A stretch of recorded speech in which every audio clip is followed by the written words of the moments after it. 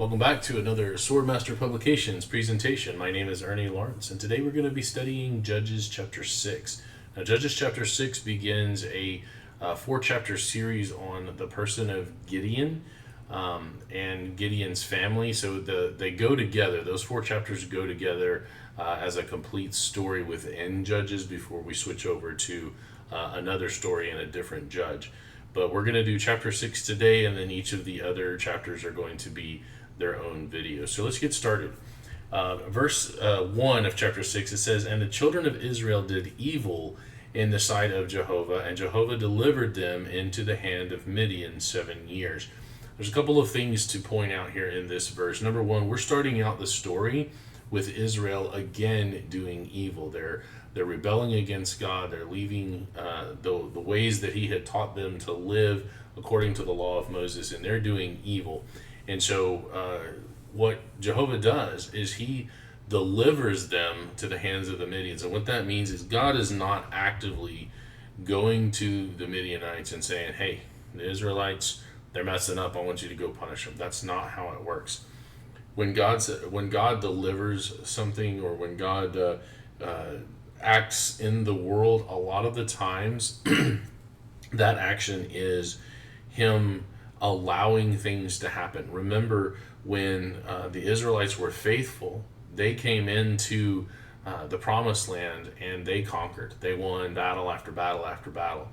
And when they are obedient to God, he is with them, and they win. They even have one example where they went up and fought the northern Midianites back in the book of Numbers, and they didn't lose a single man in that battle.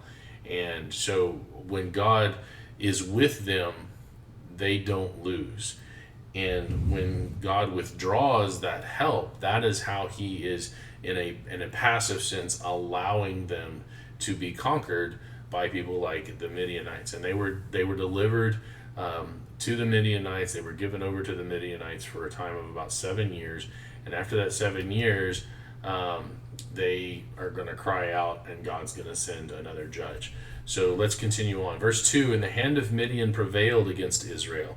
And because of the Midianites, the children of Israel made them the dens which are in the mountains, and caves and strongholds." So they were driven out of their towns, out of their cities, and they were making do with whatever they could find out in the countryside, while the Midianites came in and spoiled. What I want to do is I want to show a map here real quick of kind of what we're talking about. Again, the Midianites are down here below the map in Saudi Arabia, and they exist in the what was the wilderness, was the area that the Israelites were wandering in after they crossed the Red Sea. We talked a lot about that in previous books and previous chapters. But the Midianites are south of Edom. And so when they come up, we're talking about, and you're going to see Ammon is involved in this, the Ammonites are involved in this as well. We're talking about only a few tribes, not necessarily all the tribes are involved, just like in the previous chapter. When we were talking about Deborah, we had some of the tribes up in the north were having trouble. They were falling under the sway of the evil leader because they had rebelled. So it's not necessarily that we're talking about all of the tribes. And why that's important, not only for us to just be accurate, but it's also important to understand because of the timeline, the way that Judges is written. We aren't given a very chronological or a logically consistent timeline all the way through it. And I don't mean that God is being inconsistent or contradictory. What I mean is that you have some overlap, and the writer of the book of Judges is not very concerned with giving us specific timelines. So, okay, Joshua died, and now you have 348 years later, it's Samuel, and we can calculate that with ease. You can do it. You can go in and you can find those overlaps, and you can construct the timeline.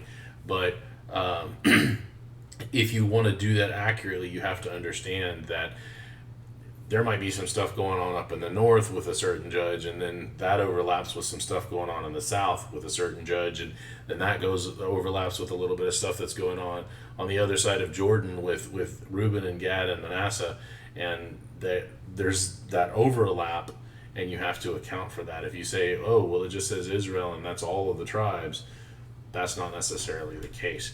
So you have the Midianites are coming up from the south, and you're gonna see the tribes on the eastern side, especially the Ammonites here are going to be involved, and then you're going to see a little bit about Judah and Simeon. But some of these northern tribes are going to be isolated from that. They're not gonna take part in that. So anyway, so those that were troubled of the children of Israel, they get kicked out of their towns and they go up into the mountains and caves, and they lose access to those easy resources of food, and their cattle and their sheep and all of that are taken away from them, and they're living in abject poverty.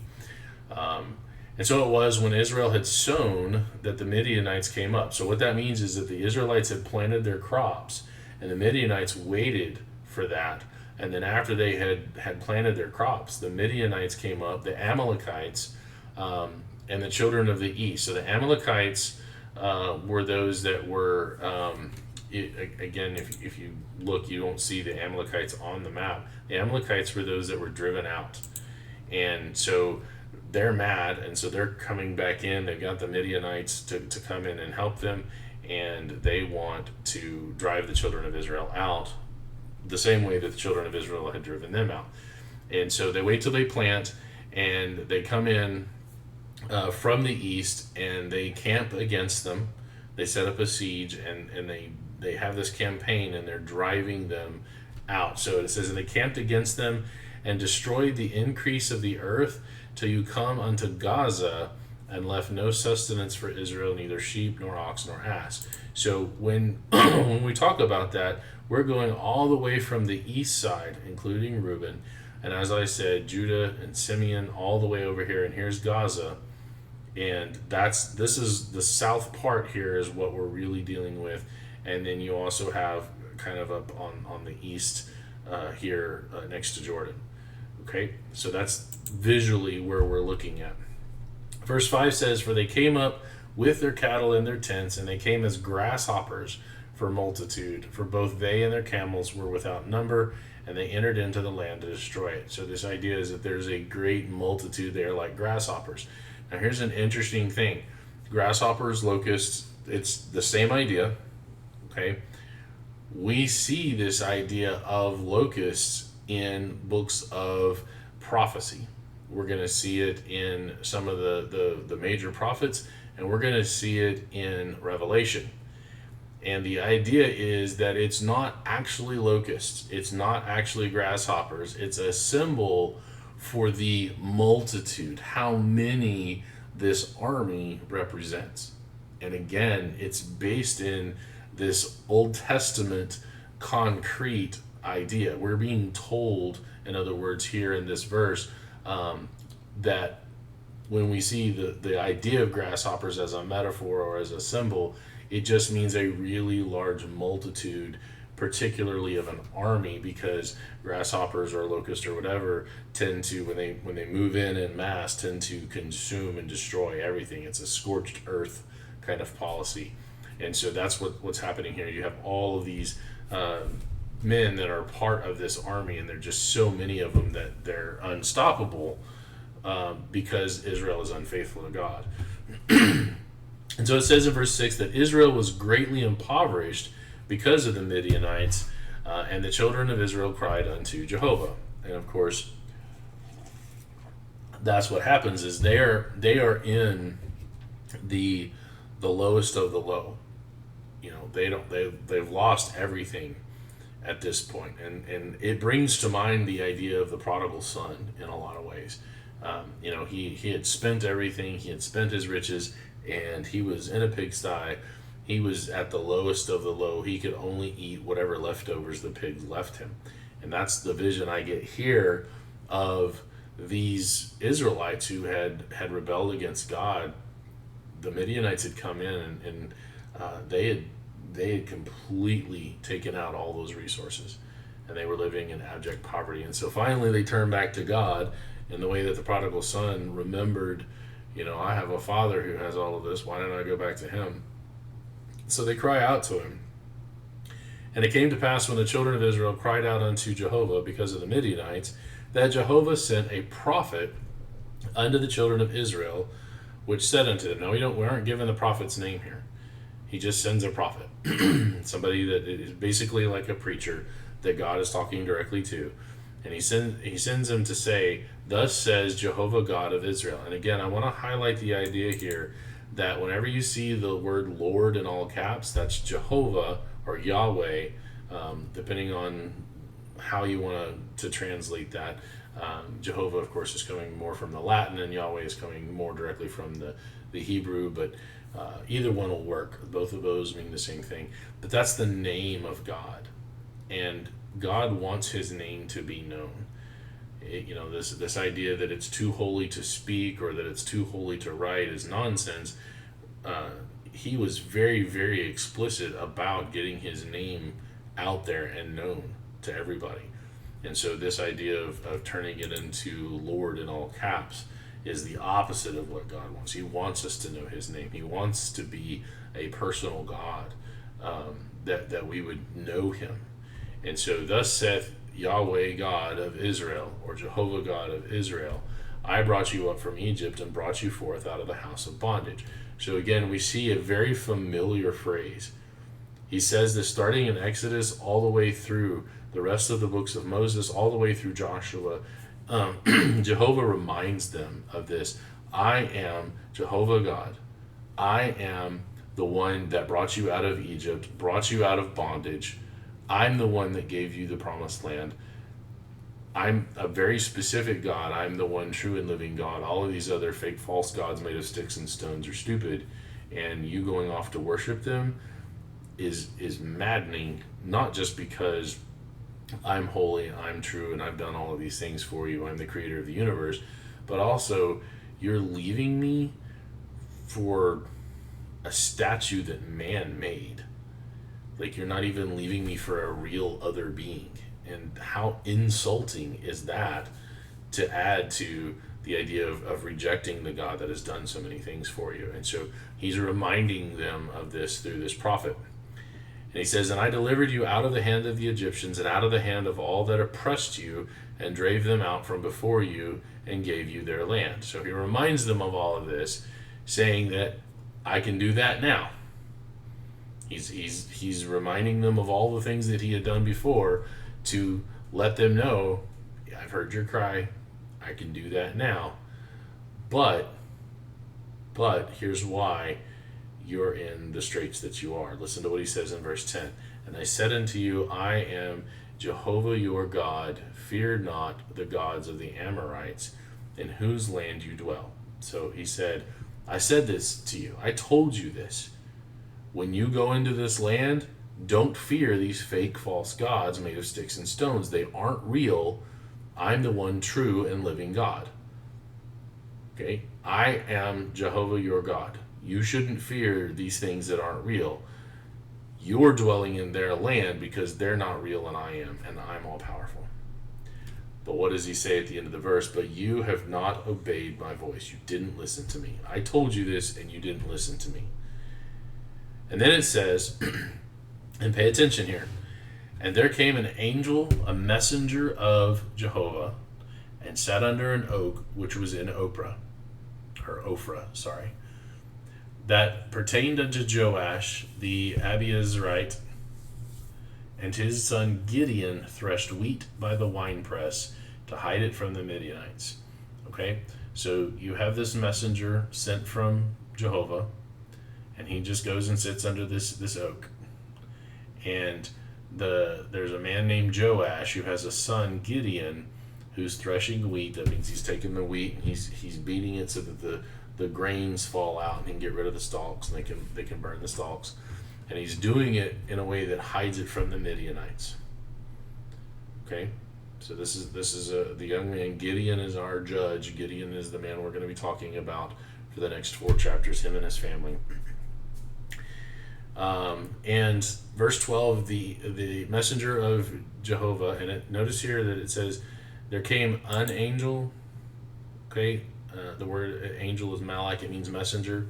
And then it says, the angel, excuse me, appeared unto him. And then notice how Gideon addresses this messenger. Okay, the angel of Jehovah appeared unto him and said unto him, Jehovah is with you, you mighty man of valor. So he's telling Gideon, you are a mighty man of valor. You're a powerful guy. You're a powerful individual. And you are valorous. You have the ability to lead and to lead my people out of this situation. And Gideon responds, oh my Lord. That word there is the generic word for Lord, Adonai. It's not Jehovah. If Jehovah be with us, why then is all of this befallen us? So Gideon is faithful, right? God chooses the faithful to do his will here, to save his people. And so he doesn't seem to understand why it is that God's allowed this to happen. Why is if God's with us, if Jehovah is with us, why did all this happen? And where are all of his miracles which our fathers told us of, saying, did not Jehovah bring us out from Egypt? But now Jehovah has forsaken us and delivered us into the hands of the Midianites. So Gideon does not understand. Okay? And Jehovah looked upon him. Now notice, we've switched over again from the idea of the angel of Jehovah to Jehovah himself. It's the same being sitting there under the oak tree. But now it says, and Jehovah looked upon him and said. So this is, again, the second member of the Godhead, pre-incarnate Jesus, that is once more intermingling with and having something to do with God's people. And I've showed you that for many, many different places where this has happened. Going all the way back to the Garden of Eden, talking about Jacob wrestling with the angel, talking about Moses and the burning bush, like all of these places where it is the second person of the Godhead that is called the messenger of God, but then also referred to as God. And so it very, very clearly shows that we can indeed refer to the second person of the Godhead, who we now know as Jesus Christ, as a messenger of God. He is the ultimate messenger of God. God says in the New Testament, he says, I sent messengers, and then I sent my son, and you killed him. And that's when Israel, of course, was condemned for their actions. But so here I want to make it clear that this is God who's come to visit. This is pre-incarnate Jesus that's come to visit and is talking with Gideon here. And so Jehovah looks upon him and says, go in this thy might, and you shall save Israel from the hand of the Midianites. Have I not sent you? So he says, look, just listen to me. You've been faithful. I'm the one sending you. You can do it. It's within you to do it. Go do it. And then Gideon says, he said unto him, verse 15, O my Lord, wherewith shall I save Israel? Behold, my family is poor in Manasseh, and I am the least in my father's house. So again, we're now up in Manasseh, right? So I told you, we've gone all the way over to Gaza, and we've gone all the way up the eastern board here. All of this is included. So we've got a huge swath of the Israelite nation that is having to deal with this swarm of locusts, right? It says, I'm the least in my father's house. So he's the youngest. He doesn't feel like he's valorous. And he's like, how am I going to do this? You're asking me to go do this. You're telling me I can. But can you explain how that's going to happen?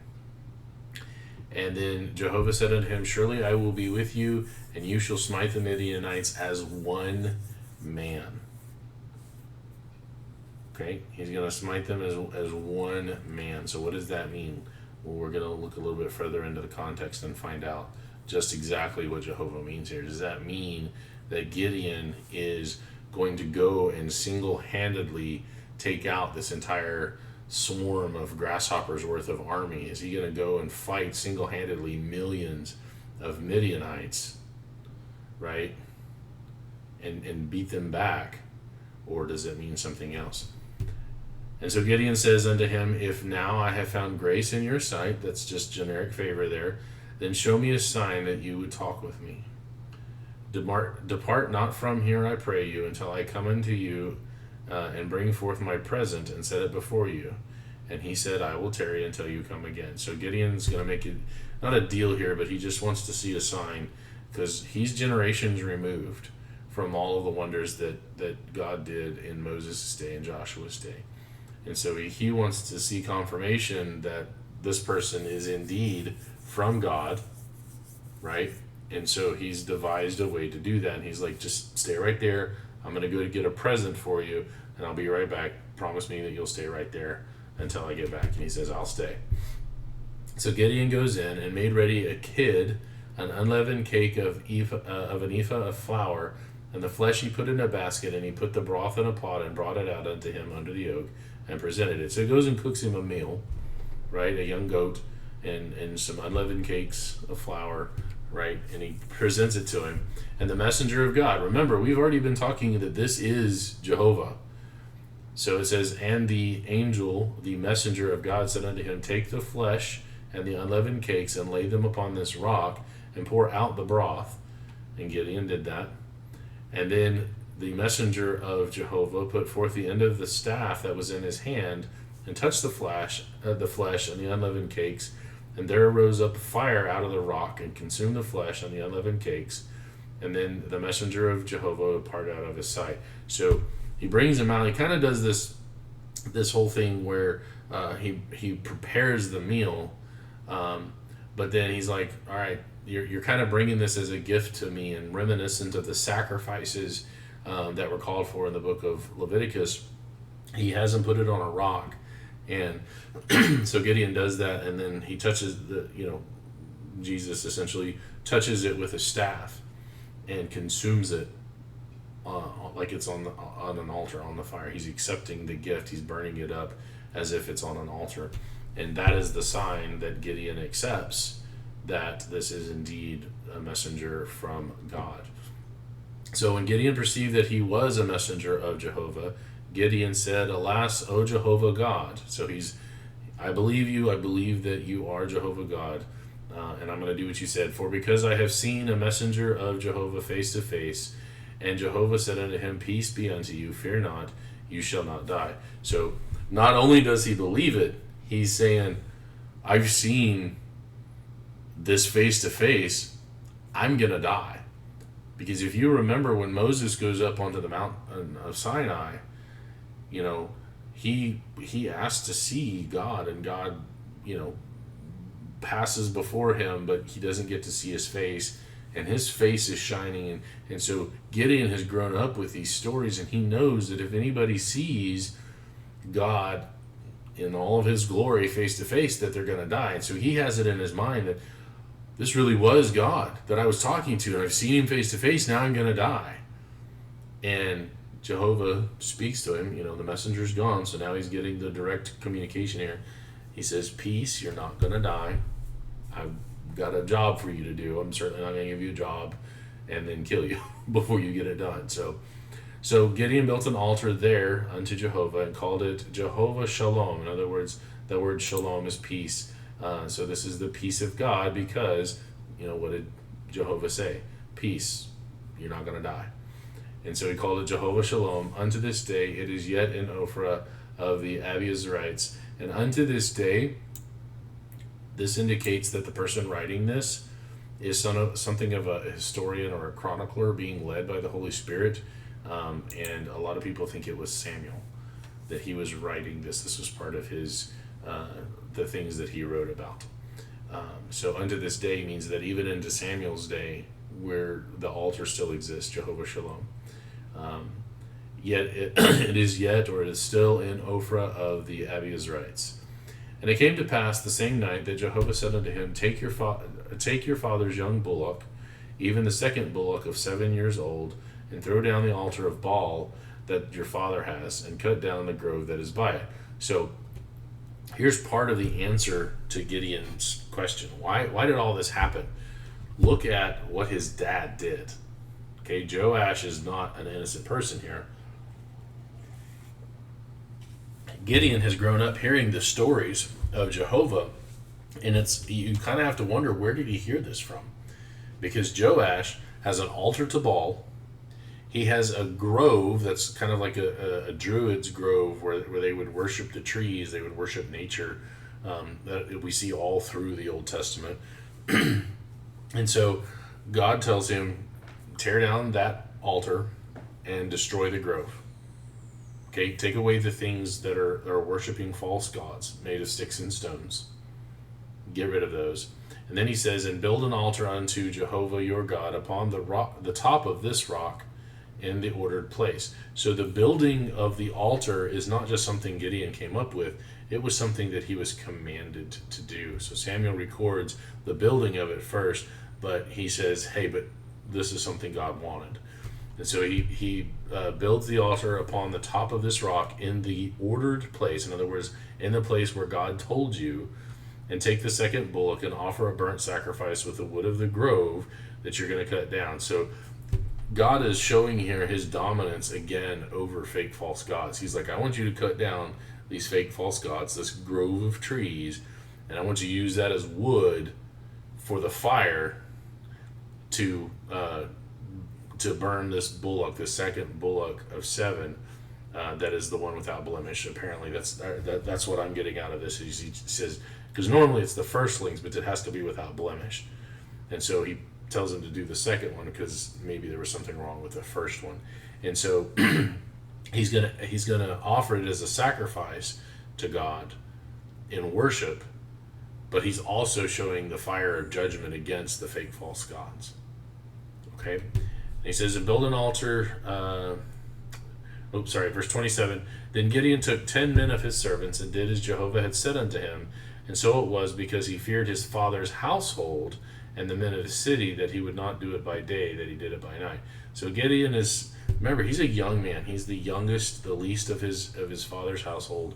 And so he does have some fear of his father, and he does have fear of the people down in the city that might do this.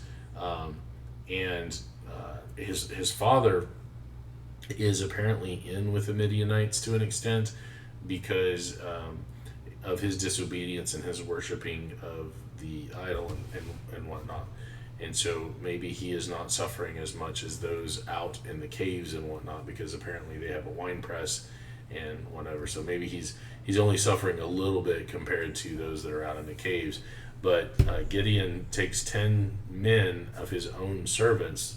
Apparently he has some people that are kind of faithful. Maybe he's friends with them. Maybe he trusts them because he's worked with them for so long. And he goes in and he destroys the altar and cuts down the grove, and he offers the second bullock as he was commanded. And then later on it says, they said unto one another, who has done this thing? So the men of the city, Joash, all these guys, who did this? Who cut down the grove? Who destroyed the altar to Baal? Now, I want you to think about this for just a second. The way that this is presented, you would think in the initial reading, at least this was what I got out of it, that maybe this was a personal family altar to Baal, and that this was a little grove that just the family. From what I'm reading, at this point, the men of the city were something that Gideon feared. He feared them.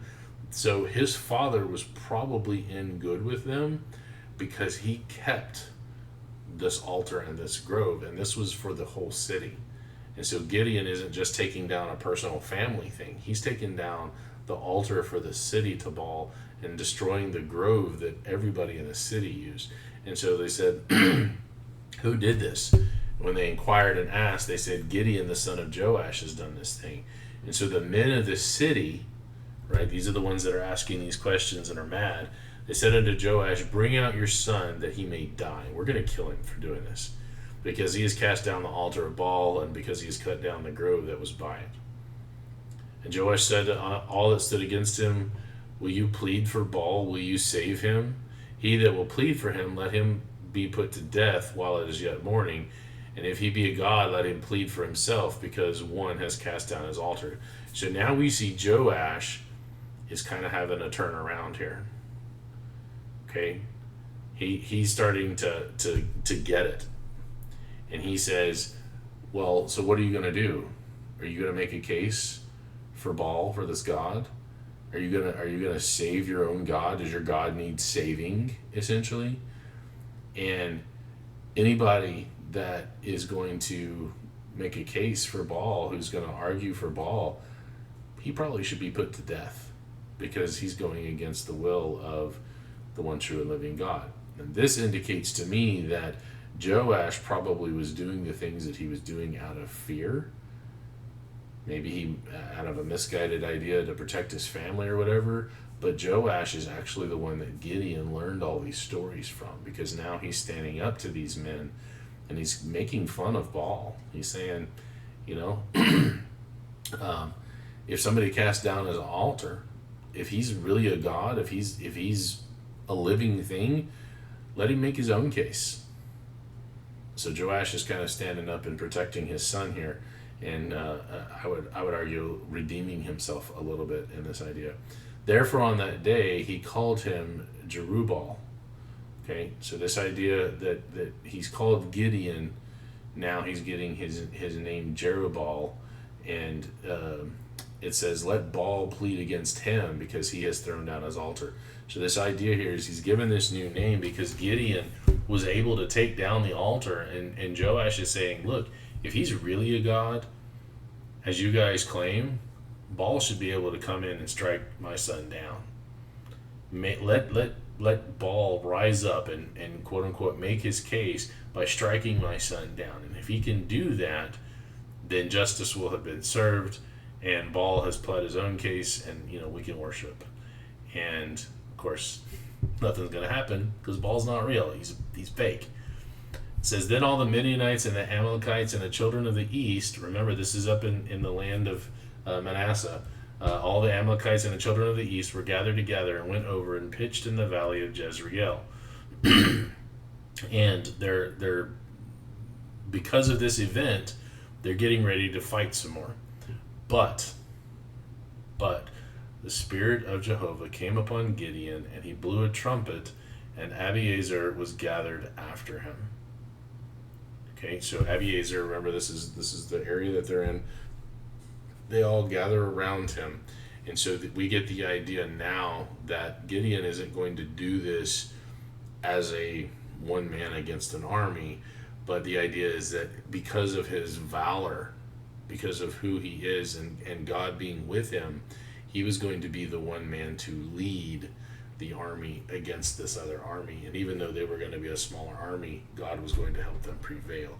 And so the context tells us how it is that as one man, Gideon would be the one to go against. It was because God was calling him to be a judge, like those that had gone before him.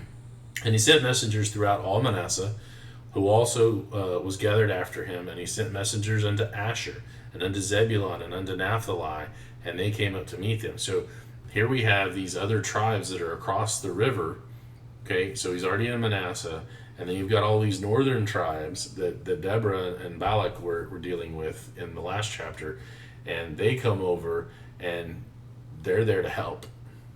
Okay, and Gideon said unto God, if you will save Israel by my hand, as you have said, behold, I will put a fleece of wool in the floor, and if the dew be on the fleece only, and it be dry upon all the earth beside, then I shall know that you will save Israel by my hand, as you have said. So Gideon has another test here to say, I barely know you. I've heard the stories, but I need confirmation. And so he proposes this test. He's going to take a fleece of wool, and he's going to put it on the floor, and if in the morning it's dry everywhere except for the wool, then he'll know that God had indeed sent him and that he was going to be victorious. And it was so, for he rose up early on the morrow and thrust the fleece together and wringed the dew out of the fleece, a whole bowl full of water. So when God does things, he doesn't do things halfway. It wasn't just slightly damp. Like, it was so obvious that there was dryness all around, but that the fleece was so wet he could squeeze out an entire bowl. And God was like, all right, you wanted to know? Here's your sign. And he gave it to him. And then Gideon said unto God, let not your anger be hot against me, and I will speak but this once. Let me prove, I pray you, but this once with the fleece. Let it now be dry only upon the fleece, and upon all the ground let there be dew. And so he's like, so here's the other half of my test, God. Please don't be mad at me. I just need to know for certain. Now I want it to be wet everywhere, but on the dew, and the dew or on the fleece, and the fleece needs to be dry. And so God did so that night, for it was dry upon the fleece only, and there was dew everywhere. Okay, so this is the stage that has been set up. Gideon has been chosen. Gideon has been shown. He's been convinced. God, of course, has passed all of his tests. His dad has kind of stepped up and said, yeah, I know we're right here by the altar of Baal, or by the grove and everything, but if Baal's a real God, shouldn't he be able to defend himself? And he's not. He's a fake, false God. These fake, false gods, they don't have any real power. They can't do anything because they're not real. They're figments of imagination. And so Gideon now is set up to go in and to wipe out this conquering army of Midianites and Amalekites and all of these guys that are coming back to try to retake Israel, because, and I'm going to go back up to verse 1, because the children of Israel did evil in the sight of Jehovah. Remember the promise that, I just want to go back here because I've had this discussion online recently. We go back to Genesis 15. God gave 3 promises to Abraham. He promised that the Messiah would come through him, that his seed would be the Messiah, his one child, through generations or whatever. Number 2, all the nations of the earth would be blessed. Number 3, the land promise.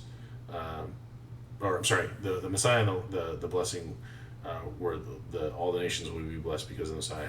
The land promise, and that his children would be numbered as the stars of heaven, as the sand of the sea.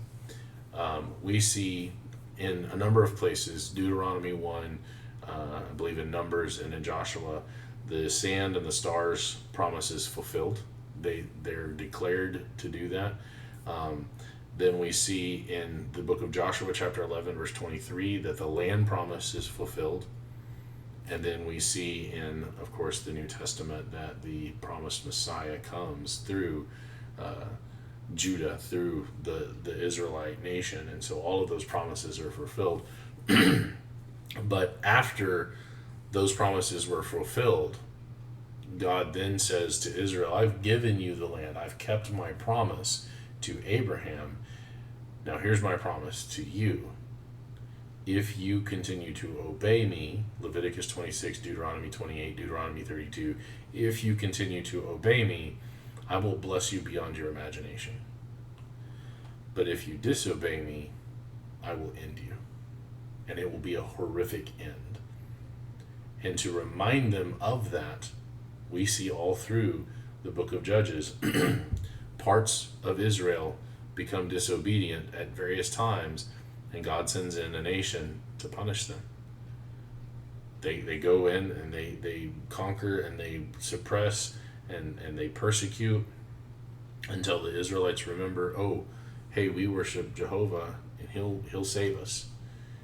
And so then he sends in a judge and protects. But it's because they did evil in the sight. And Israel does this over and over and over again throughout their history.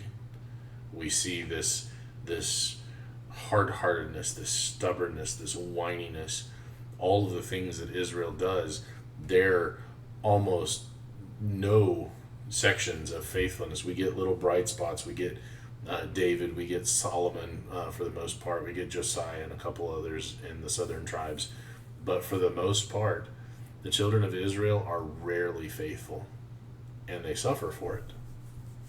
But God is still faithful and kept his promises anyway. And then when that last promise to Abraham was fulfilled, that the Messiah came to bless all the nations, Israel then killed his messenger, his son. And God said, all right, I fulfilled all my promises to Abraham.